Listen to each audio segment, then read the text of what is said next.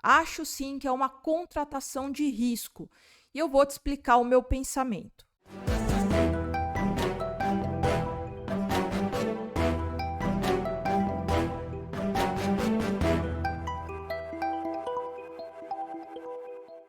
Boa, boa! Muito boa noite para vocês, meus queridos inscritos. Gente, algo que eu sempre falo aqui, tá? Que é muito importante, que faz diferença sim.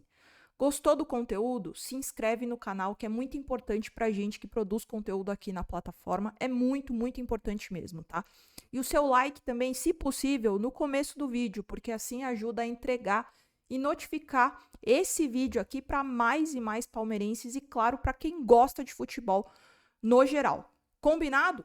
Bom, gente, o vídeo de hoje não é novidade para ninguém que o nome do Gabigol ele é circulado no Palmeiras, né, gente? E o fato é que são muitas informações e que existe sim um ruído entre Gabigol e Flamengo. E ontem eu vi uma declaração do Júnior Pedroso, que é o empresário do Gabigol, no Seleção Sport TV.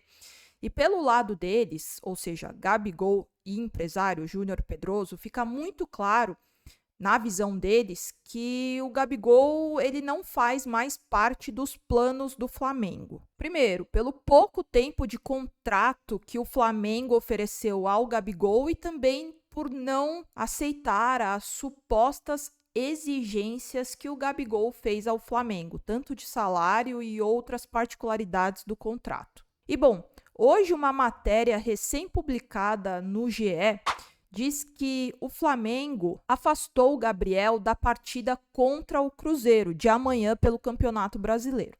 E bom, eu fui checar essa novela toda, todas essas informações, porque eu quis saber o que a própria torcida do Flamengo tem pensado sobre tudo isso, tem achado sobre todo esse enrosco, todo esse rolo. E também para entender qual que é o sentimento do torcedor flamenguista.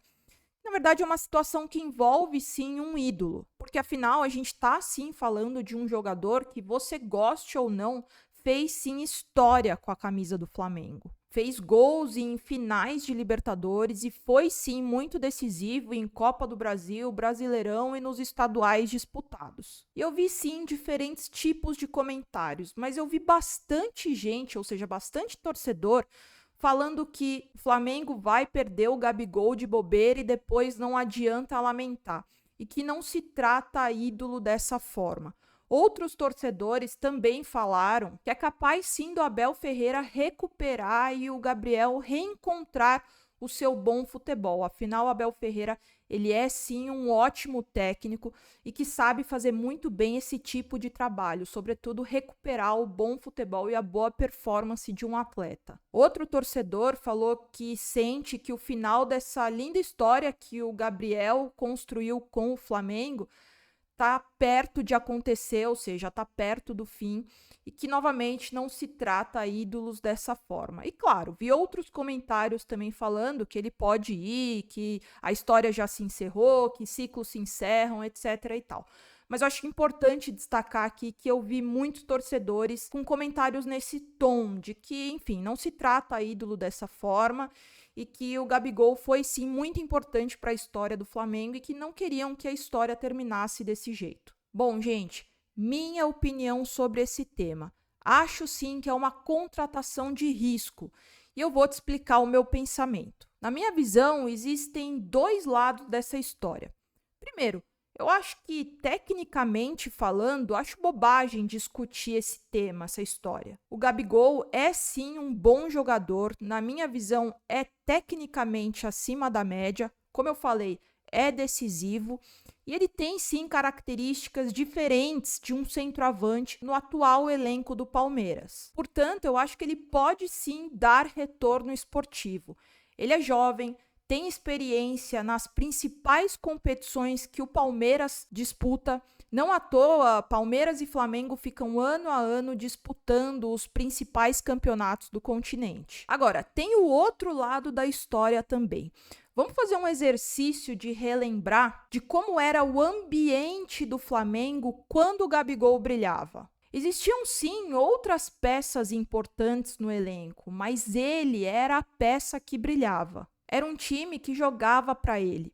Um time que, individualmente falando, fazia diferença e que potencializava as características do Gabigol. E que, claro, o tornou decisivo e que construiu, né, que ajudou a construir essa história entre Gabigol e Flamengo. O ambiente do Palmeiras é de extremo oposto, de projeto, gestão, de brilho. No Palmeiras, o que reina é o todos somos um. O coletivo, o grupo, não o individual. No Palmeiras, não existe o eu, não existe primeira pessoa, existe o nós. Portanto, essa mudança de mentalidade do Gabigol, ela é imprescindível. Uma mudança de mentalidade que também precisa ser de postura. E entender que no Palmeiras ele é mais uma peça desse conjunto e não a peça do conjunto. Entender que para ganhar é preciso se abdicar das suas próprias vontades e impulsos para um bem maior. Entender que para pertencer a esse grupo e fazer parte dele, algumas renúncias são sim precisas, justamente para a própria adaptação dele a esse molde de gestão. Por isso, eu acredito que se de fato se concretizar a transferência dele ao Palmeiras, a venda dele ao Palmeiras, precisará muito mais dessa disposição dele em aceitar e renunciar a alguns padrões de comportamento e pensamento do que o próprio Palmeiras, que já tem um DNA, já tem uma identidade que é totalmente coletiva. Portanto, por todas essas evidências, na minha visão, pode sim ser uma contratação que caracteriza um risco. Mas é aquilo, gente. Todo combinado não sai caro. Por isso, eu acho sim que deve ter uma mudança muito mais pelo Gabriel do que o Palmeiras, que, como eu falei, já tem uma identidade de um grupo. Quero muito saber sua opinião. Deixa aqui nos comentários, que é muito importante, tá, gente?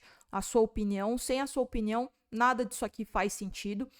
E se inscreve no canal. Como eu falei, é muito importante a sua inscrição para a gente que produz conteúdo aqui na plataforma, aqui no YouTube.